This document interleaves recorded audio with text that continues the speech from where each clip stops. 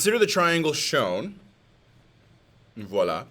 Leave your answers in exact values. Calculate the value of sine of 30, cosine of 30. Again, don't say sin, cos, and tan. Say their names, sine, cosine, and tangent of 30 degrees. Well, the sine of 30 is going to be the opposite divided by the hypotenuse. Hope you can check the color scheme that I used. It might even be a good idea to label the hypotenuse, then label the opposite side, and lastly, label the adjacent side. Sine is the opposite side divided by the hypotenuse. 6 divided by 12, which is 1/2. Cosine of 30 degrees is going to be the adjacent side divided by the hypotenuse. In this case, 6 square root 3 divided by 12. 6 square root 3 divided by 12. And like the other one, like sine of 30 degrees, 6 and 12 will reduce, so gone, leaving us with root 3 over 2. Tangent of 30 degrees is the opposite side divided by the adjacent side, which would be 6 over 6 square root 3. And if you take the 6 and the square root 3, or the 6's in this fraction, they reduce, leaving us with 1 over square root 3. Note, by the way, some people have a fit if you put square root of 3 on the bottom. I'm not. I understand that you've written an actual answer that's correct, but it is equivalent to what other people will acknowledge. 3 times the divided by the square root of 3. I mean, 3 over root 3. Let's calculate the value of sine of 30 and cosine of 30. I mean, we have their fractions right here. In fact, not only do we have their fractions, we have their original fractions. So I'm going to go to that one. I'm going to go sine of 30 from this triangle is 6 over 12. And cosine of 30 is 6 root 3 over 12.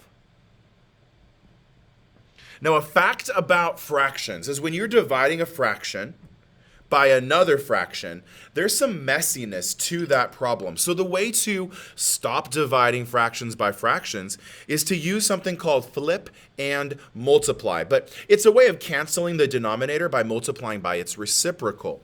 So if I multiply the denominator by its reciprocal, it'll look like I flipped it.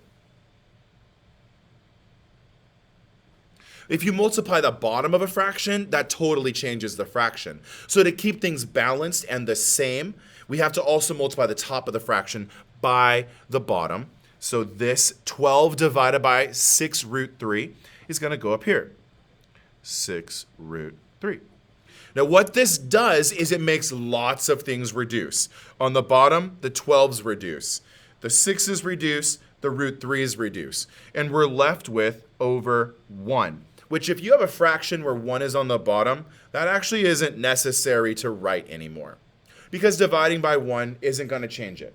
So we have the 12s and the 6's, those cancel, which leaves us with 1 over square root 3. And check that out. It looks exactly like tangents.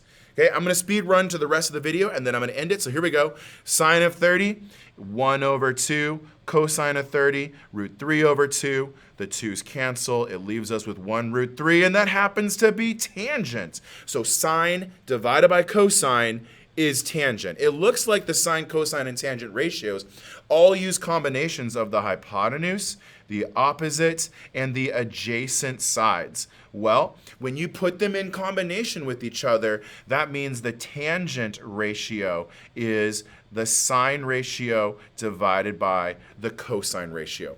There you have it.